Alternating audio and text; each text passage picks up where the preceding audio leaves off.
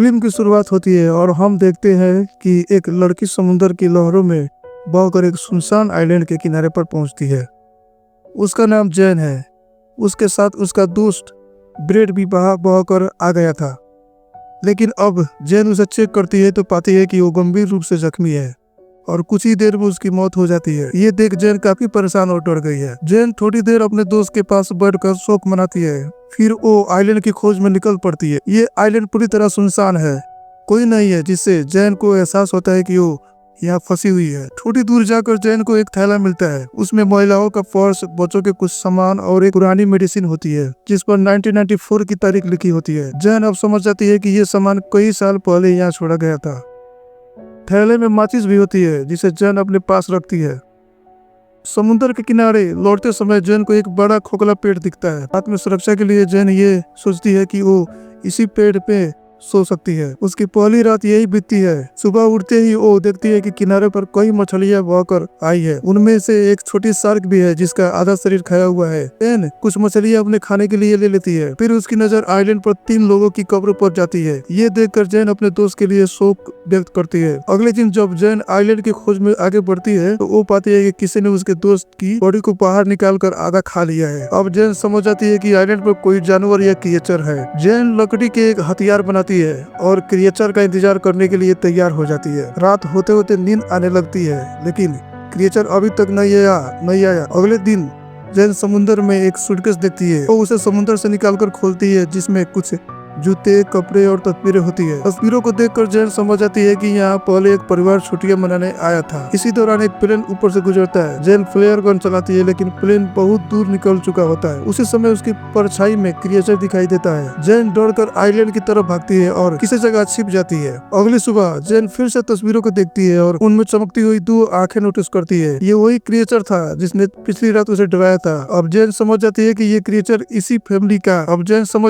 Creature इस family को भी मार चुका है। जैन अपनी सुरक्षा के लिए सूटकेस में अपनी लाइफ जैकेट डालती है लेकिन जब वो तैरने की कोशिश करती है तो सूटकेस पलट जाता है। अब उसे आइलैंड पर ही रहकर बचाव के नए तरीके सोचना पड़ता है। रात होते ही क्रिएचर फिर आता है और जैन को उसका खतरा महसूस होता है। वो लकड़ी और मछलियां को इस्तेमाल करके उसे भटकाने का प्लान बनाती है। अगली सुबह जैन देखती है कि उसका प्लान काम कर गया और क्रिएचर मछलियों को खा गया। अगली सुबह जैन समुद्र के किनारे जाती है और पाती है कि किसी की बॉडी बहकर आई है। ये देखकर उसे एक आइडिया आता है। वो उस सड़ी हुई बॉडी को उसी पेड़ पर लटका देती है ताकि क्रिएचर उसे खाकर ध्यान भटकाए और उसकी जान बच जाए। जैन के लिए अब आइलैंड पर जीवित रहना और भी मुश्किल हो गया था। रात के लिए उसने एक गड्ढा खोदा और उसमें छिपकर क्रिएचर का इंतजार करने का प्लान बनाया। रात आते ही क्रिएचर आता है और जैन पहली बार उसे ठीक से देख पाती है। ये क्रिएचर काफी खौफनाक और विशाल था। जैन डर के बावजूद खुद को संभालती है। अगली सुबह जैन सुरक्षित जगह खोजती है। उसने देखा कि क्रिएचर की हाइट काफी बड़ी थी, इसलिए वो पेड़ पर एक झूला बनाती है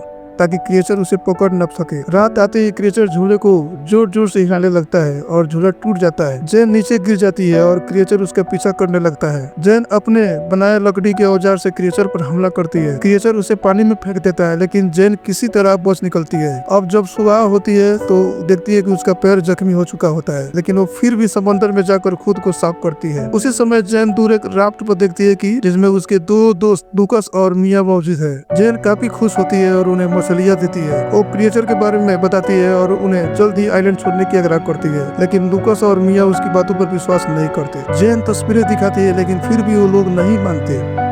जैन अकेले ही उनकी राफ्ट लेकर आइलैंड छोड़ने का प्लान बनाती है लेकिन मिया उसे पकड़ लेती है और जैन बेहोश हो जाती है। रात होते ही क्रिएचर पानी से निकलकर मिया पर हमला करता है और उसे मार देता है। लूकस डरकर पेड़ पर चढ़ जाता है। अगली सुबह जैन लूकस से कहती है कि क्रिएचर केवल रात में हमला करता है। लूकस उसकी बात मानकर नीचे उतरता है। दोनों खाने और सर्वाइवल सामान लेकर राफ्ट पर जाते हैं लेकिन जब वे राफ्ट से निकलते हैं क्रिएचर उन्हें दिखाई देता है। वो राफ्ट को धक लेते हैं लेकिन क्रिएचर अंदर घुसकर हमला कर देता है। जैन के पास नाइफ होती है और वो क्रिएचर पर कई बार वार करती है। लूकस भी जैन को बचाने पानी में कूदता है। क्रिएचर जैन को पकड़ लेता है और उसे एक बड़े होल में ले जाता है। जैन किसी तरह खुद को बाहर निकालती है। लूकस की मौत देखकर वो दुखी होती है। जैन लकड़ी और कंकाल के कई नुकीले हथियार बनाती है और आग में क्रिएचर को फंसाने का प्लान बनाती है।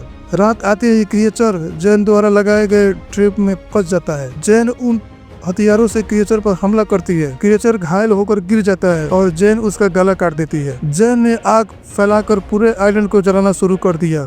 इतनी बड़ी आग देखकर किसी भी समय कोई ना कोई उसे बचाने आ सकता है। इसी के साथ फिल्म का अंत होता है। तो दोस्तों, अगर वीडियो अच्छी लगी हो तो वीडियो को लाइक और कमेंट करके जरूर बताएं। साथ ही चैनल पर पहली बार आए हो तो चैनल को सब्सक्राइब भी कर ले। मिलते हैं हमारी अगली वीडियो में।